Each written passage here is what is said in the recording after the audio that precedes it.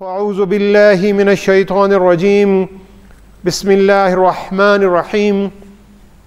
قال اللہ تعالی فی الکتاب الحکیم وترى الشمس اذا طلعت تزاور عن كهفهم ذات اليمين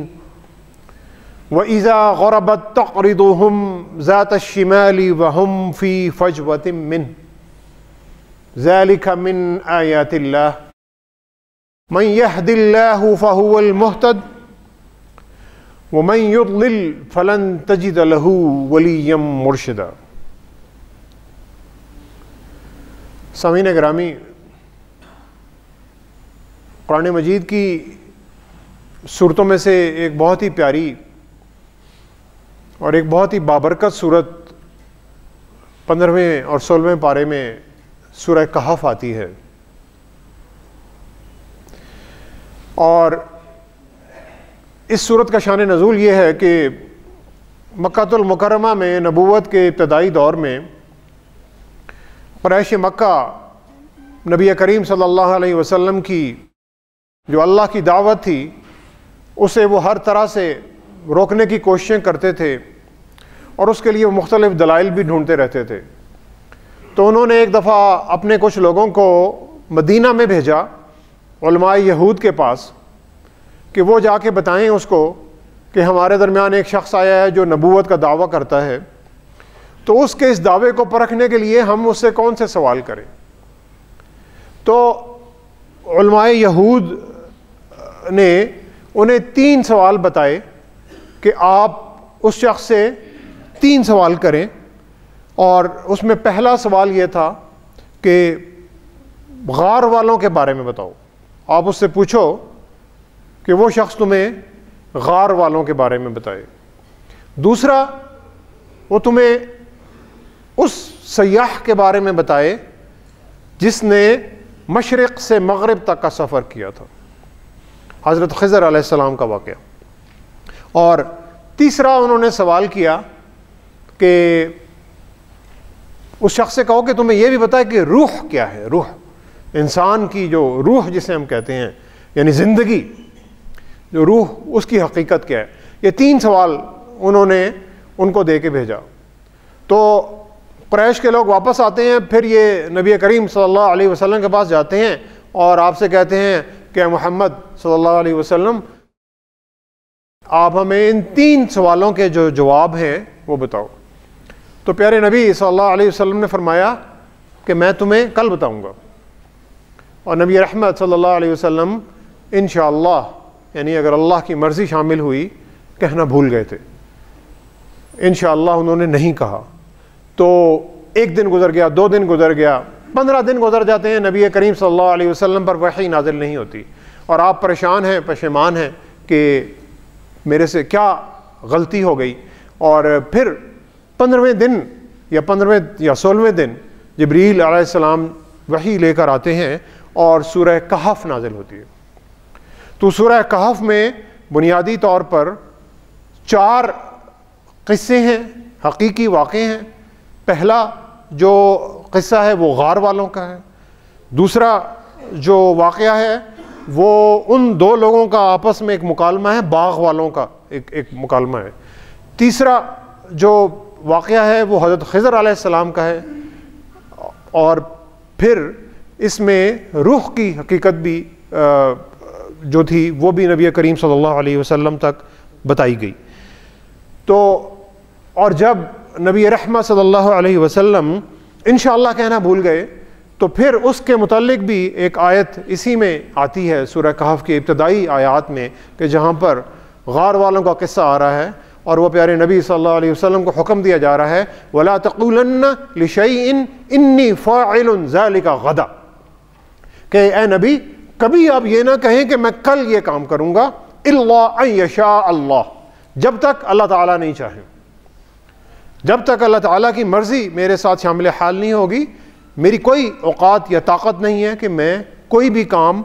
کل کر سکوں۔ وَاذْكُرْ رَبَّكَ إِذَا نَسِيتَ وَقُلْ عَسَىٰ أَن يَهْدِيَنِي رَبِّي لِأَقْرَبَ مِنْ هَٰذَا رَشَدًا، اور اگر کبھی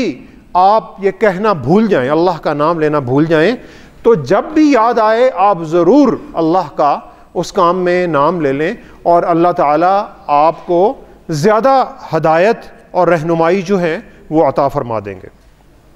اور پھر میں معاملہ اللہ پر چھوڑ دیتا ہوں کہ اللہ تعالیٰ میرے دماغ میں کوئی سوچ ڈالیں گے، کوئی آئیڈیا ڈالیں گے، اور اس سوچ سے پھر میں جو بھی کام کروں گا اس میں اللہ تعالیٰ کی مرضی اور اللہ تعالیٰ کی رضامندی شامل حال ہوگی، الا ان یشاء اللہ، پھر اللہ تعالیٰ جو چاہیں گے پھر وہی ہوگا۔ تو غار والوں کا قصہ جو کہ یہ عیسائی جو کرسچنز کی جو کتابیں ہیں ان میں بھی آیا ہوا ہے، علماء یہود کی جو کتابیں ہیں ان میں بھی آیا ہوا ہے، تو تقریباً یہ کوئی نبی رحمت صلی اللہ علیہ وسلم کی ولادت سے 300 سال پہلے جو رومن امپائر تھی، یعنی جو آج کل کی جو ٹرکی اور وہ جو علاقہ ہے، اس میں یہ وہاں پر بادشاہوں کی حکومت تھی، اور اس بادشاہوں کی حکومت میں یہ واقعہ جو تھا پیش آیا۔ اور ترکی کا شہر افسوس کے نام سے ترکی کا ایک شہر ہے جہاں پر آج بھی اصحاب کہف والوں کی جو غار ہے وہاں پر، اور ان کی نشانیاں وہاں پر موجود ہیں۔ اور قرآن مجید میں سورہ کہف میں اللہ تعالیٰ ان کا قصہ بیان کریں، نحن نقص علیک نبأہم بالحق، اب ہم تمہیں غار والوں کا قصہ صحیح بیان کرتے ہیں۔ وہ کون تھے؟ انہم فتیۃ آمنوا بربہم وزدناہم ہدی، یہ چند نوجوان تھے، یہ انہم فتیۃ نوجوان، آمنوا بربہم جو اللہ پر ایمان لاتے تھے، وزدناہم ہدی اور اللہ نے انہیں بہت زیادہ ہدایت عطا کی ہوئی تھی، وربطنا علی قلوبہم اور ہم نے ان کے دلوں کو مضبوط کر دیا تھا، ان کا ایمان، ان کا جوش، ان کا ولولہ، ان کا جذبہ بہت قوی تھا۔ اذ قاموا، پھر وہ کھڑے ہوتے ہیں،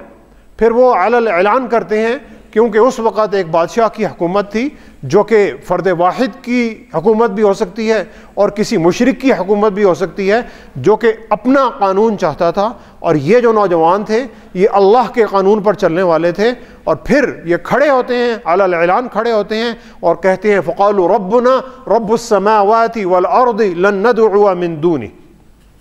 کہ ہمارا رب تو وہی رب ہے، یعنی بادشاہ میرا رب نہیں ہے،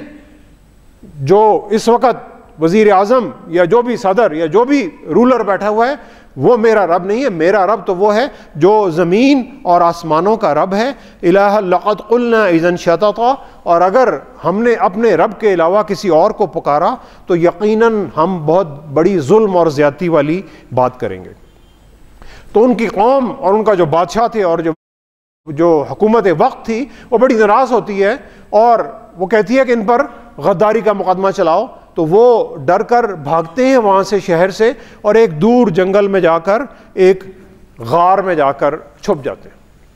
اور پھر اللہ تعالیٰ کہتے ہیں فَضَرَبْنَا عَلَىٰ آذَانِهِمْ فِي الْكَهْفِ سِنِينَ عَدَدًا، کہ ہم نے ان کے کانوں پر تھپکی دے کر انہیں سلا دیا۔ رب العالمین کا یہ ایک معجزہ ہے کہ وہ نوجوان جب غار میں جاتے ہیں اور جب وہ تھک کر سوتے ہیں تو اللہ تعالیٰ انہیں ایک ایسی گہری نیند سلاتے ہیں کہ وہ کئی 100 سال اسی نیند میں سوئے رہتے ہیں۔ اور پھر وَتَرَى الشَّمْسَ إِذَا طَلَعَتْ تَزَاوَرُ عَنْ كَهْفِهِمْ ذَاتَ الْيَمِينِ، اور یہ غار میں ایسے رہتے ہیں، اللہ تعالیٰ کہہ رہے ہیں کہ تم دیکھتے ہو کہ جب سورج طلوع ہوتا ہے تو وہ دائنی طرف ہٹ جاتا ہے، یعنی سورج اپنی دھوپ سے ان سوئے ہوئے نوجوانوں کو بچانے کے لیے اپنا راستہ بدل لیتا ہے۔ وَإِذَا غَرَبَتْ تَقْرِضُهُمْ ذَاتَ الشِّمَالِ، اور جب وہ غروب ہونے جاتا ہے تو وہ پھر بائیں طرف ہٹ جاتا ہے، یعنی سورج کا راستہ اللہ تعالیٰ نے کئی 100 سال تبدیل کیے رکھا ان غار والوں کو، تاکہ ان غار والوں کی جو نیند تھی وہ خراب نہ ہو۔ ذَلِكَ مِنْ آیَاتِ اللَّهِ، اللہ تعالیٰ کہتے ہیں کہ یہ میری نشانیوں میں سے ایک نشانی ہے۔ مَنْ يَهْدِ اللَّهُ فَهُوَ الْمُهْتَدِ، جسے اللہ تعالیٰ ہدایت دے دے وہی ہدایت پر ہے۔ وَمَنْ يُضْلِلْ فَلَنْ تَجِدَ لَهُ وَلِيًّا مُرْشِدًا، اور جو گمراہ ہو جائے تو پھر اس کے لیے تو کوئی بھی مرشد نہیں ہے، کوئی بھی ہستی ایسی نہیں ہے جو کہ اس کو ہدایت دے سکے اور اسے سیدھے راستے پر چلا سکے۔ اور پھر اللہ تعالیٰ کہتے ہیں کہ وہ سوتے ہیں اور سو رہے ہیں، اور ان کا جو وفادار کتا تھا وہ بھی غار کے منہ پر اپنے پاؤں پھیلائے ہوئے وہ بھی سوتا رہتا ہے، اور جب تک وہ سوتے رہتے ہیں ان کا کتا بھی ان کے ساتھ ایسے جیسے ان کی وہ رکھوالی کر رہا ہے وہ بھی سوتا رہتا ہے۔ اور یہ نوجوان 309 سال جو ہیں اس غار میں سوئے رہتے ہیں، پھر اللہ تعالیٰ انہیں جگاتے ہیں۔ وَكَذَلِكَ بَعَثْنَاهُمْ لِيَتَسَاءَلُوا بَيْنَهُمْ، اور جب وہ نیند سے اٹھتے ہیں وہ آپس میں ایک دوسرے سے سوال کرتے ہیں۔ انہیں احساس ہی نہیں ہوتا کہ 309 سال گزر گئے ہیں اور ہم اب اس گہری نیند سے دوبارہ اٹھے ہیں، یعنی 5-6 جنریشنز گزر گئی ہیں، کئی نسلیں گزر گئی ہیں، اور یہ دوبارہ اٹھتے ہیں تو آپس میں پوچھتے ہیں لِيَتَسَاءَلُوا بَيْنَهُمْ قَالَ قَائِلٌ مِّنْهُمْ كَمْ لَبِثْتُمْ قَالُوا لَبِثْنَا يَوْمًا أَوْ بَعْضَ يَوْمٍ، تو وہ ایک دوسرے سے سوال کرتے ہیں کہ یار کتنا عرصہ ابھی ہم سو کے اٹھیں، تو وہ کہتے ہیں کہ ہم شاید ایک دن سوئے ہیں یا دن کا جو کچھ حصہ ہے وہ بھی سوئے ہیں۔ تو وہ کہتے ہیں اچھا اب ہمیں بھوک لگ رہی ہے تو اب کیا کریں؟ تو وہ کہتے ہیں یار ایک جو نوجوانوں کا ایک جو دوست ہے اس بندے کو کچھ پیسے دے کر، کوئی سکے دے کر شہر میں بھیجو تاکہ وہ دیکھے فَلْيَنْظُرْ أَيُّهَا أَزْكَىٰ طَعَامًا فَلْيَأْتِكُمْ بِرِزْقٍ مِّنْهُ وَلْيَتَلَطَّفْ، کہ وہ وہاں پر دیکھے کہ کس شخص کا جو کھانا ہے وہ پاک اور اچھا کھانا ہے اور وہ کھانا لے کر آئے، وَلْيَتَلَطَّفْ، اور جب وہ شہر میں جائے تو نرمی سے بات کرے، پیار سے بات کرے، یعنی اور یہ سامعین گرامی وَلْيَتَلَطَّفْ یہ جو سورہ کہف میں ایک لفظ آتا ہے یہ قرآن مجید میں تقریباً 77,000 یعنی 77,000 جو الفاظ ہیں اس کے بالکل درمیان کا یہ لفظ بنتا ہے، اور اکثر جب ہم سورہ کہف پڑھتے ہیں تو اس میں وَلْيَتَلَطَّفْ کے اوپر ایک نشان سا پڑا ہوتا ہے، اور وہ نشان یہ ہے کہ یہ ایگزیکٹ قرآن مجید کا مڈل ہے، یعنی سب سے درمیان والا لفظ ہے، اور یہ بڑا پیارا لفظ ہے وَلْيَتَلَطَّفْ، کہ جب بات کرو کسی سے تو نرمی سے بات کرو۔ وَلَا يُشْعِرَنَّ بِكُمْ أَحَدًا، اور دوسروں کو ہمارے بارے میں نہیں بتائے کیونکہ ہم تو چھپے ہوئے ہیں، ہم تو بھاگے ہوئے ہیں، یہ نہ ہو کہ وہ جو حکومت کے لوگ ہیں پھر ہمارے پیچھے آ جائے۔ اب یہ جو بندہ ایک پرانا سکہ لے کے، چاندی کا یا سونے کا یا کوئی بھی سکہ ہو سکتا ہے، وہ سکہ لے کے جب شہر میں جاتا ہے تو شہر والے اسے عجیب عجیب نگاہوں سے دیکھتے ہیں، یعنی وہ 300 سال پرانے اس نے کپڑے اور اس کی وضاقتہ اور اس کی جو لباس اور جو حلیہ، اور پھر جب وہ سکہ پیش کرتا ہے تو لوگ بڑے حیران ہوتے ہیں کہ یہ تو سکہ اب تو رائج الوقت ہی نہیں رہا، تو اور پھر جب اس سے پوچھتے ہیں تو پھر انہیں پتہ لگتا ہے کہ یہ وہ نوجوان تھے جو آج سے 300 سال پہلے کسی ظالم اور مشرک بادشاہ کے خوف سے بھاگ کر انہوں نے غار میں پناہ لی تھی، اور اس 300 سال کے بعد وہاں کا جو بادشاہ اور یہ جو حکومت ہوتی ہے وہ نصرانی یعنی اہل کتاب کی حکومت ہوتی ہے اور اللہ سے ڈرنے والے لوگوں کی حکومت ہوتی ہے۔ تو پھر وہ لوگ جو ہیں وہاں سے شہر کے سارے لوگ اس غار تک جاتے ہیں، اور پھر یہاں پر آ کر اصحاب کہف والوں کا قصہ جو ہے سورہ کہف میں ختم ہو رہا ہے۔ اب وہ پھر اس کے بعد جو کہاوتیں بنتی ہیں اس کہاوتوں میں سے اللہ تعالیٰ ہمیں یہاں پر یہ بتا رہے ہیں ایک بہت بڑا اہم سبق جو اللہ تعالیٰ ہمیں بتانے جا رہے ہیں۔ اس واقعے سے کئی سبق ہیں لیکن آج صرف میں 2 سبق آپ کے سامنے رکھنا چاہوں گا۔ پہلا سبق یہاں پر یہ ہے کہ جب وہاں پر یہ لوگ جب پھر اس دنیا سے رخصت ہو جاتے ہیں، اللہ تعالیٰ ان نوجوانوں کو اٹھا لیتے ہیں، تو پھر بعد میں آنے والوں میں بحث شروع ہو جاتی ہے کہ یہ کتنے لوگ تھے۔ تو پھر اللہ تعالیٰ کہہ رہے ہیں، اور اللہ تعالیٰ نے اس ساری چیز کو ہماری تلاوت کا حصہ بنایا ہوا ہے، یعنی ہمیں ایکسپلین کرنے کے لیے کہ واقعہ بیان کرنے کا اللہ کا مقصد کیا ہے، اور لوگ جو ہیں اس واقعے کی اصل جو روح ہے اس کو چھوڑ کر کس طرف جاتے ہیں۔ سیقولون ثلاثۃ رابعہم کلبہم، وہ آپس میں بات کرتے ہیں کہ وہ 3 لوگ تھے، وہ 3 نوجوان تھے اور چوتھا ان کا کتا تھا۔ پھر ایک کوئی کہے گا وَيَقُولُونَ خَمْسَةٌ سَادِسُهُمْ كَلْبُهُمْ کہ وہ کہیں گے وہ 5 تھے اور 6واں جو تھا ان کا کتا تھا. رجما بالغیب، اللہ تعالیٰ کہہ رہے ہیں کہ وہ بالکل بے تکی باتیں کر رہے ہیں، یعنی ان کو کچھ پتہ ہی نہیں ہے کہ وہ کیا بات کر رہے ہیں. یعنی جس بات کا کسی کو کوئی علم نہیں ہے، کسی کے پاس کوئی ثبوت نہیں ہے، کچھ بھی نہیں ہے، رجما بالغیب. اور پھر اس کے بعد وَيَقُولُونَ سَبْعَةٌ وَثَامِنُهُمْ كَلْبُهُمْ، کچھ یہ بھی کہیں گے اندازہ لگانے والے وہ 7 تھے، یعنی وہ 7 نوجوان تھے اور 8واں ان کا کتا تھا. تو پھر اللہ تعالیٰ نبی رحمت صلی اللہ علیہ وسلم سے کہہ رہی ہے قُلْ رَبِّي يَعْلَمُ بِعِدَّتِهِمْ مَا يَعْلَمُهُمْ إِلَّا قَلِيلٌ کہ اے نبی آپ کہہ دیں کہ میرا رب ہی جانتا ہے وہ کتنے تھے، لیکن ان کی جو اصل تعداد تھی اس کو بڑے کم لوگوں کے پاس اس بات کا علم ہے. قُلْ رَبِّي يَعْلَمُ بِعِدَّتِهِمْ، میرے رب کو پتہ ہے کہ وہ لوگ کتنے تھے اور ان کی تعداد کا علم بڑے کم لوگوں کو ہے. یہاں پر ہمیں سمجھایا یہ جا رہا ہے کہ تمہارے پاس جب کوئی واقعہ آئے تو تم اس کی اصل روح کی طرف جاؤ، اس کی جزیات کی طرف نہ جاؤ کہ فلاں شخص نے کپڑے کیسے پہنے ہوئے تھے، اس کے بالوں کا رنگ کیسا تھا، وہ کون سی گاڑی میں آیا یا اس نے کیا کیا. اور خاص طور پر دینی معاملات میں ہم اکثر کرتے ہیں اونچی آواز سے آمین کہہ رہا ہے، کوئی دل میں کہہ رہا ہے، کوئی درود اونچی آواز سے پڑھ رہا ہے نبی رحمت صلی اللہ علیہ وسلم پر، کوئی اپنے دل میں پڑھ رہا ہے، کوئی کھڑے ہو کے پڑھ رہا ہے، کوئی بیٹھ کے پڑھ رہا ہے، کسی نے ہاتھ یہاں باندھے ہوئے ہیں، کسی نے ہاتھ یہاں باندھے ہوئے ہیں، کوئی ہاتھ نہیں بھی باندھتا. دین کی یہ ساری جزیات ہیں، چھوٹے چھوٹے حصے ہیں، یہ دین کی روح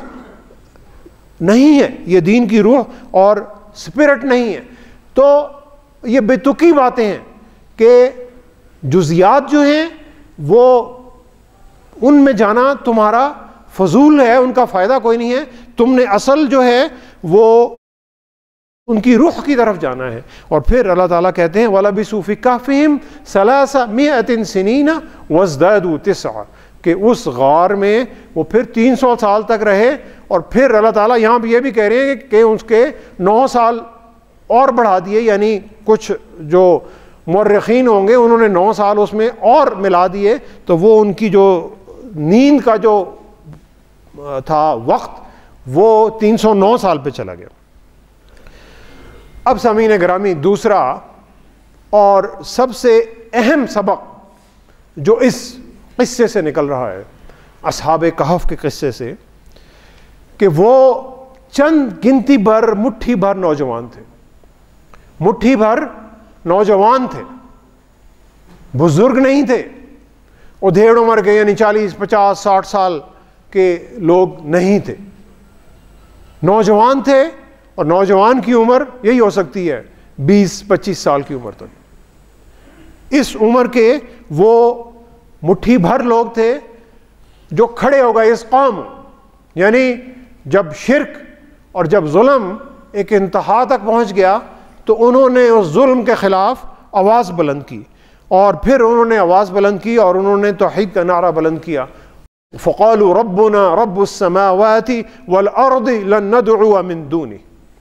اور انہوں نے کہا کہ ہمارا رب تو وہی ہے جو زمین اور آسمان کا رب ہے. تو سامعین گرامی یہ جو تبدیلی کا نعرہ لگانے والے صرف چند مٹھی بھر لوگ، کوئی بڑی دولت رکھنے والے، کوئی بہت بڑے لیڈر اور بہت بڑی پارٹی کے سربراہ اور بڑی حکمت والے لوگ نہیں تھے. یہ چند مٹھی بھر نوجوان ایمان کی طاقت اور اللہ کی طرف سے دی ہوئی ہدایت رکھنے والے لوگ تھے. اور جب یہ نوجوان غار میں چھپے ہوئے تھے، غار میں چھپ کر جب اللہ نے انہیں تھپکی دے کر سلا دیا تھا تو پھر اللہ تعالیٰ نے ان کے لیے سورج کا رخ موڑ دیا. وَتَرَى الشَّمْسَ إِذَا طَلَعَتْ تَزَاوَرُ عَنْ كَهْفِهِمْ ذَاتَ الْيَمِينِ، اور تم جب دیکھتے ہو کہ جب سورج طلوع ہوتا ہے تو وہ داہنے ہاتھ کی طرف غار کے منہ سے نکل جاتا ہے. وَإِذَا غَرَبَتْ تَقْرِضُهُمْ ذَاتَ الشِّمَالِ، اور جب وہ غروب ہونے کے لیے آتا ہے تو وہ پھر بائیں طرف سے ہو کے نکل جاتا ہے. یعنی مٹھی بھر جوانوں کی ایمان کی طاقت نے انہیں ایک ایسا معجزہ دیا کہ وہ 309 سال ایک غار میں زندہ سوئے رہے، اور رب العالمین نے ان کے لیے سورج کا رخ موڑ دیا۔ 309 سال سورج جو تھا اس غار سے کنی کترا کر نکل جاتا تھا۔ سامعین گرامی، ہمارے معاشرے میں، پاکستان میں نوجوانوں کی جو آبادی ہے وہ ہماری آبادی کا تقریباً 60% یا شاید اس سے بھی زیادہ ہے، اور یہ بھی ایک سرمایہ ہے اور شاید اللہ کی رحمت ہے کہ بہت سارے ایسے ملک ہیں کہ جہاں پر نوجوان آپ کو ملتے ہی نہیں، اور وہاں پر صرف آپ کو بزرگ عمر کے لوگ ملتے ہیں، کیونکہ وہاں پر آبادی جو ہے وہ بجائے بڑھنے کے کم ہو رہی ہے۔ لیکن ہمارے معاشرے میں نوجوانوں کی جب بات ہوتی ہے تو نوجوانوں کو اکثر بے راہ روی کے نام سے پہچانا جاتا ہے۔ اکثر کہا جاتا ہے کہ جو نئی نسل ہے یہ گمراہ ہو گئی ہے، یہ جو نئی نسل ہے یہ والدین کی بھی نافرمان ہے، اور یہ جو نئی نسل ہے یہ تو کنفیوز ہے، انہیں تو سمجھ ہی نہیں آتی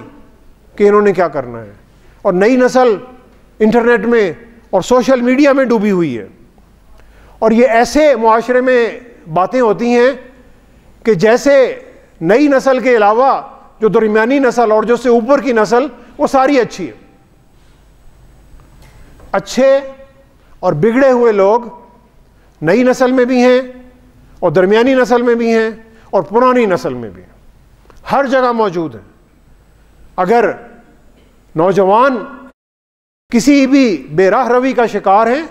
تو اس میں جو دوسری نسلیں ہیں ان کا بھی اتنا ہی کردار ہے کہ جتنا نوجوانوں کا ہے۔ لیکن نوجوانوں میں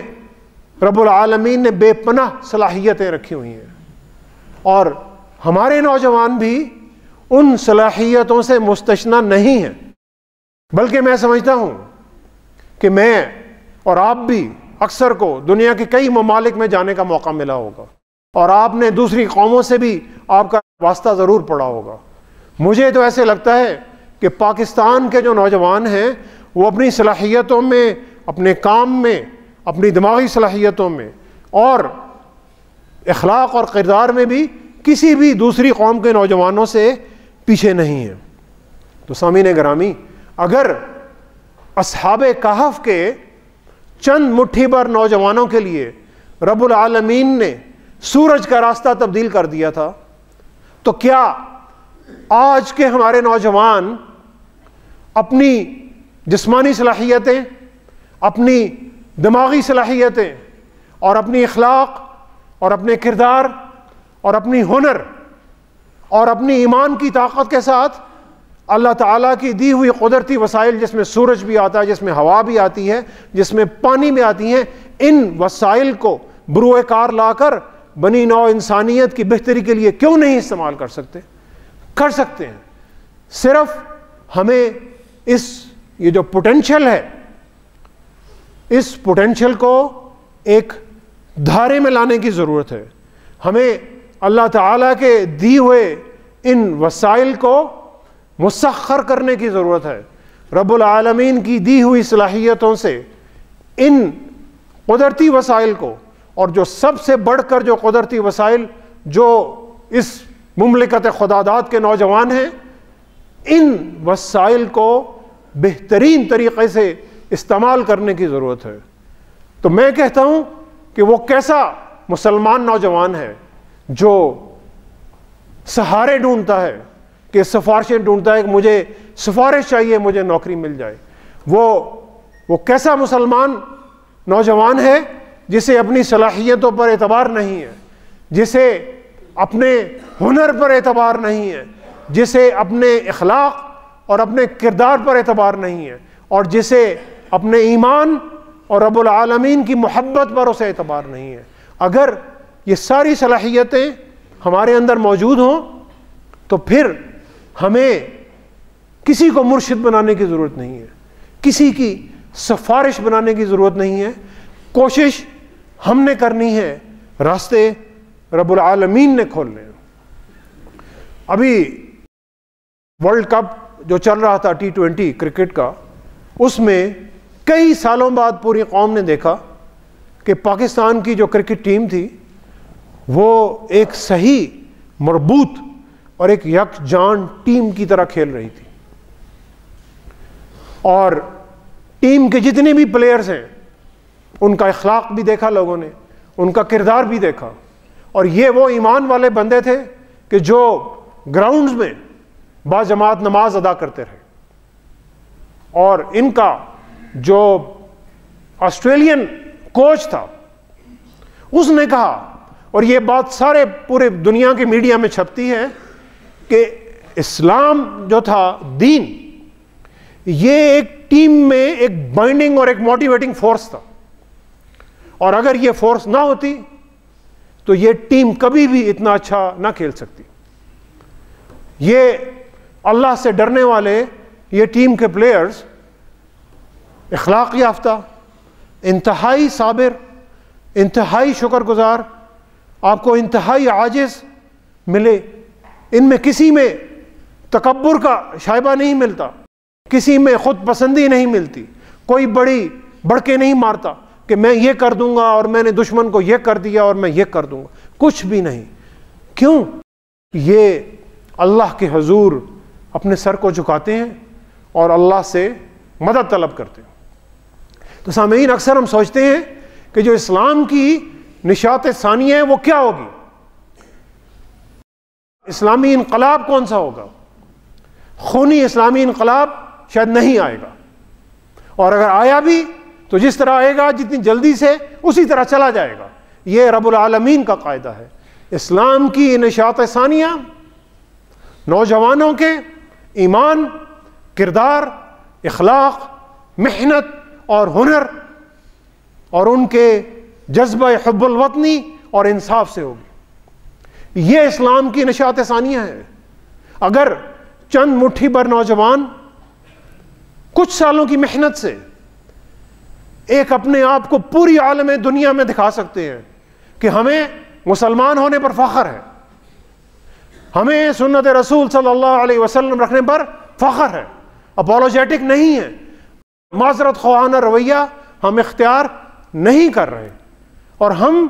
ہنر میں بھی آگے ہیں، ہم علم میں بھی آگے ہیں، ہم کردار میں بھی آگے ہیں، ہم اخلاق میں بھی آگے ہیں، تو پھر آپ دیکھیے کہ جو عالم اسلام کے خلاف جو طاقتیں ہیں وہ بھی ماننے پر مجبور ہو جاتی ہیں کہ بالکل ان لوگوں کو دیکھو، اور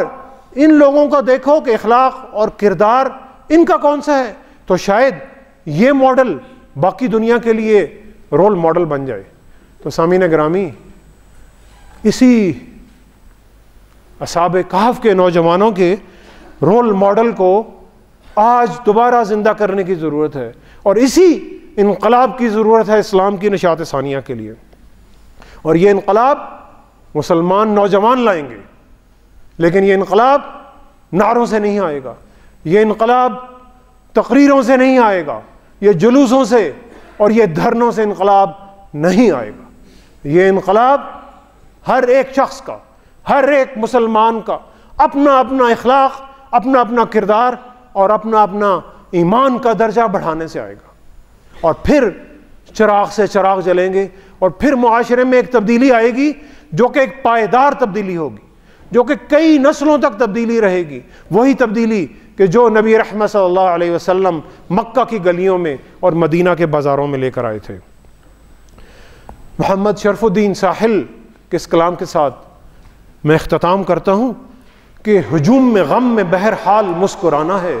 ہجوم میں غم میں بہرحال مسکرانا ہے، ہوا کے رخ پہ چراغ یقین جلانا ہے، جدید دور میں اصحاب کہف کی مانند، جدید دور میں اصحاب کہف کی مانند قدیم دور کا سکہ چلانا ہے، چراغ عزم کا تم ساتھ لے چلو ساحل، ہوا کے زور کو مسلسل آزمانا ہے۔ ہمارا دور قدیم کا ایمان سونے کا سکہ ہے، یہ کرنسی نہیں ہے، یہ کوئی پیتل کا سکہ نہیں ہے، کہ جس کی ویلیو کم ہو جائے. ایمان کا سکہ جس کی ویلیو نبی رحمت صلی اللہ علیہ وسلم کے دور مبارک میں جو تھی آج بھی وہی ہے، کیونکہ سونے کی قیمت سامعین گرامی بڑھتی ہے، گھٹتی نہیں ہے. لیکن یہ ہم پر منحصر ہے کہ میرے پاس یا آپ کے پاس یہ سونا ہے یا صرف کاغذ کے چند نوٹ ہیں. یہ فیصلہ میں نے اور آپ نے کرنا ہے کہ ہمیں کس سونے کی ضرورت ہے اور کس ہمیں اثاثے کی ضرورت ہے. دعا کریں سامعین گرامی کہ اللہ تعالی ہمارے سب مسلم امہ کے لوگوں کو، خصوصاً پاکستان کے اور خصوصاً ہمارے نوجوانوں کو اصحاب کہف والا ایمان، اخلاق اور کردار عطا کرنے کی توفیق عطا فرمائے، اور ہمیں اس ایمان اور اس اخلاق اور اس کردار کو اپنی اپنی ذاتی اور اپنی اپنی اجتماعی زندگیوں میں نافذ کرنے کی توفیق عطا فرمائے. وما علینا الا البلاغ المبین.